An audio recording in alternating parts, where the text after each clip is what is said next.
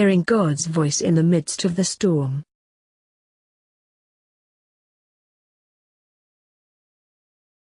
As I write these words from the safety of my home, with the weather outside beautiful and calm, people in other parts of America and the Caribbean are suffering terrible upheaval.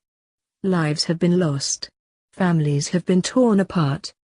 Houses have been destroyed. Whole islands have been devastated.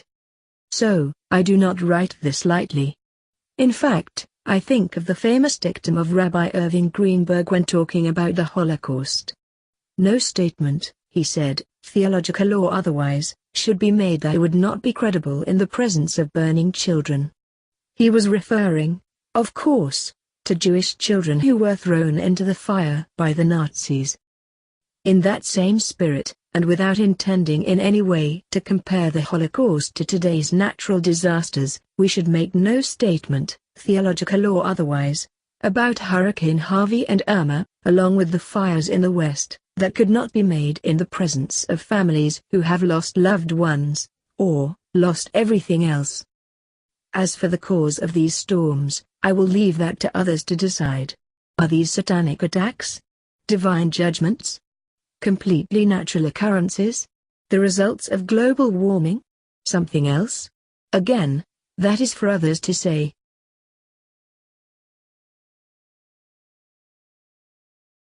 What I have sensed as I have prayed for the victims and prayed for the nation is a very simple message, one that I heard whispered rather than shouted.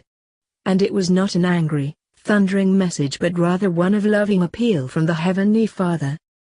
Do I believe that one day God will judge the whole world? Certainly. Do I believe that His wrath will be poured on a rebellious creation? Without a doubt.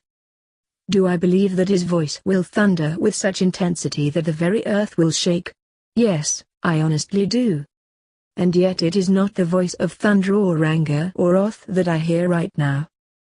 Instead, it is the still small voice that is heard in the midst of the fire, wind, and storm. See 1 Kings 19. It is the voice that is heard as a toddler clings to her dead mother in the flood-ravaged streets of Houston.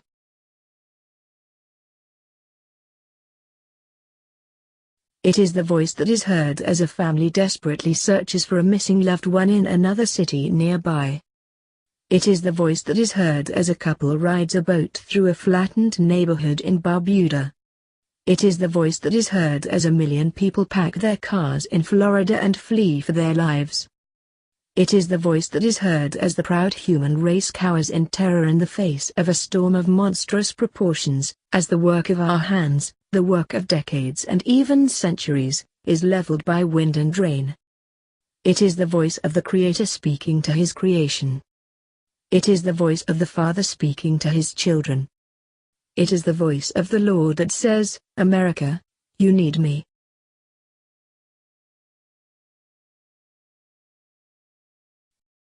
It is the voice of appeal, the voice of mercy, the voice of the healer ready to mend and restore.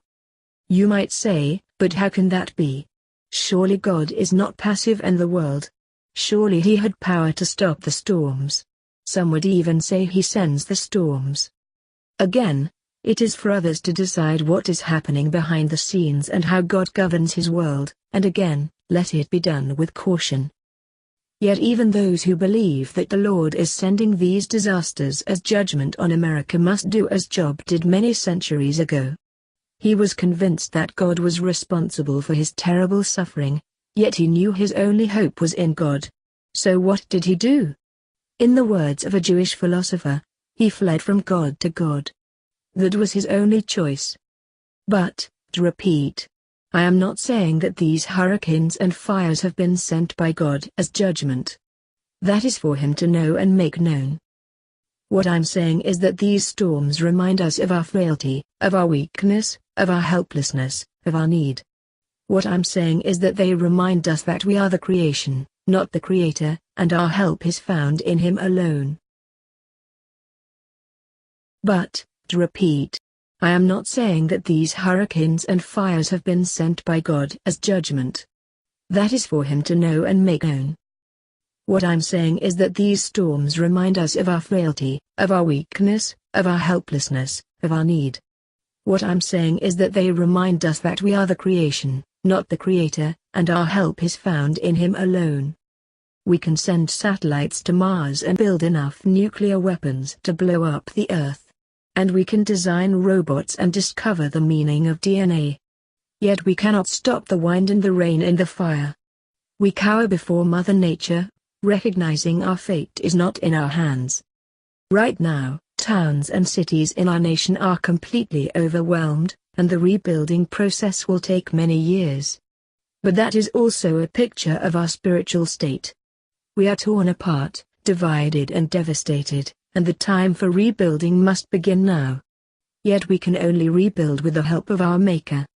It is His voice that I hear again, saying, "America, you need me."